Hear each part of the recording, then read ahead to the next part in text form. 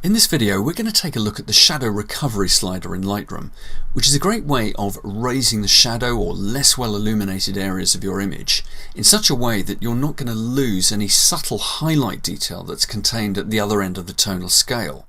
So I've got this unfurnished living room to shoot here, and my ambient exposure is such that I've got the view showing through the windows, and the detail in the floorboards here that's reflecting the light is showing up nicely as well. But for choice, I'd like to see this area of the picture better illuminated. I've got a single flash unit fired into a silver umbrella at camera right, which is just throwing some indirect light onto that area, but it's not really enough. Now the answer might be to use more flash units and double up and fire those into the umbrella, but I find that if you use too much fill flash, the result can look just too flashy. A lot of secondary shadows being cast and a slightly unnatural look. So for preference, I'd like, having raised the tonality of that area just with the single flash, to follow it up with an adjustment in Lightroom which makes use of the shadow recovery slider, which just brings up those shadow values. You have to be a little bit careful using it, but the nice thing about it is that it leaves the subtle highlight detail, the landscape, etc., the highlights on the boards, all those remain intact, and all you're doing is taking those shadows up. That's all done with one global adjustment. It's not a local adjustment, and it's thanks to Lightroom's shadow recovery slider.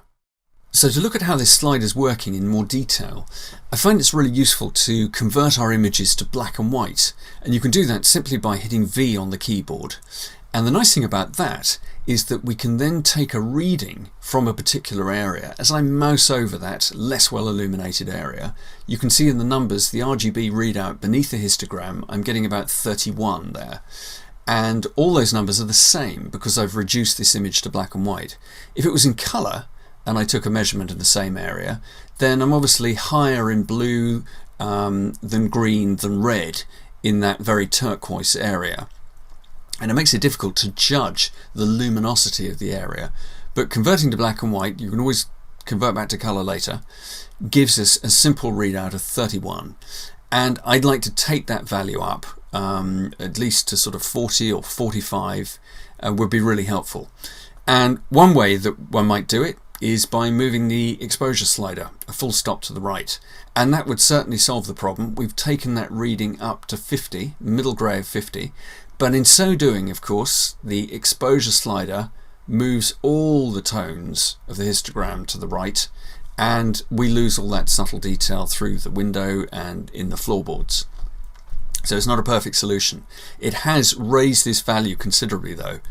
If on the other hand I was to use the shadow recovery slider and move that up to the tune of 100, we can take another reading, and that's taking it up to a pretty respectable 43.5 or so.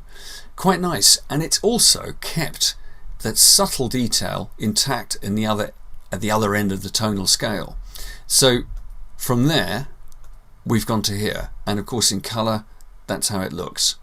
So we can look at this effect in a more abstract way by looking at the grayscale and taking a target tone like this 25 value here. That might refer to a slightly poorly lit area of your scene, and you want to take that up. Now of course, by using the exposure slider and moving that a full stop to the right, we've succeeded in taking that 25 value up to 40, 41, very useful. But look at what's happened to all these light tones. They've been taken right off the scale. If we go back to our original, there's a very important tone here which is falling at around about 89.9, 90. That's a very nice area because in my experience, when you have an image printed in a magazine, tones with a luminosity of about 89, 90 are going to retain texture in the printed material. So it's nice to ensure that important highlights fall around that area. So by using the exposure slider, although we've succeeded in raising some of these midtones, it sent that value up to 97. It's completely unreadable white. Whereas using the shadow recovery slider, we still have raised our target shadow tone up to 40, which is very useful. And those subtle highlight tones have barely gone up. What was 89.9 is now 90.4. This tone is safely in.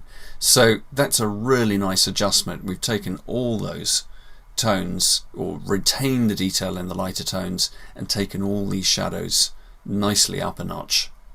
Now, I would counsel a bit of restraint here. Have a look at what's happening at these darker values. And I'm going to go in nice and large here. You can see that as you raise the shadow recovery slider, you will encourage the development of digital noise. Your underexposed areas of your picture haven't received as much bit depth in exposure as the highlight areas.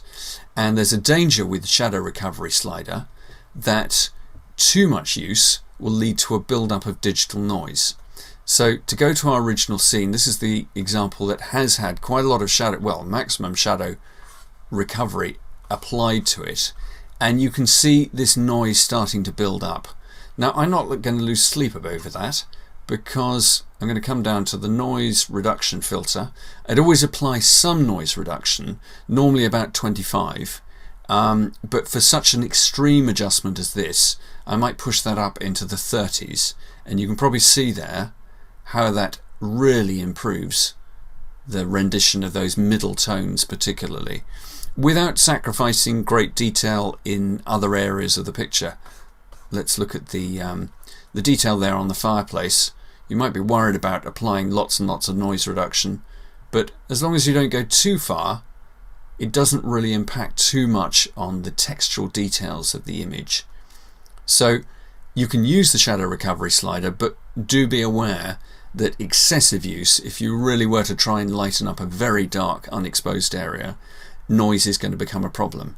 But I think to go from an original like that, which is lit with a single flash, and in post with one movement to take it to that's suddenly a presentable shot, certainly for real estate purposes. It's a really, really helpful slider.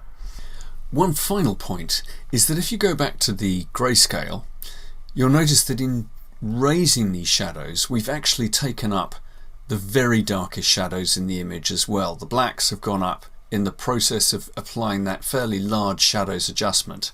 So in our actual example, I'd be happier just pulling the blacks down. If you look at the histogram, this end of the histogram, as I pull that black slider in, I'm just restoring a bit of bite, a bit of depth to those very, very dark tones, which you'd expect to see as jet black anyway.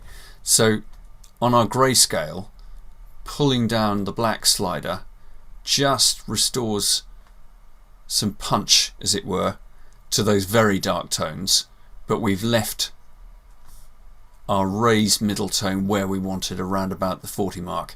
It just makes for a nicer result. There's a danger with the shadow recovery slider and the highlights adjustment slider to try and show every single tone in an image, and sometimes you do actually want something to represent as jet black to provide some contrast and some bite to the image. So that final little adjustment, I think, makes for a nice result.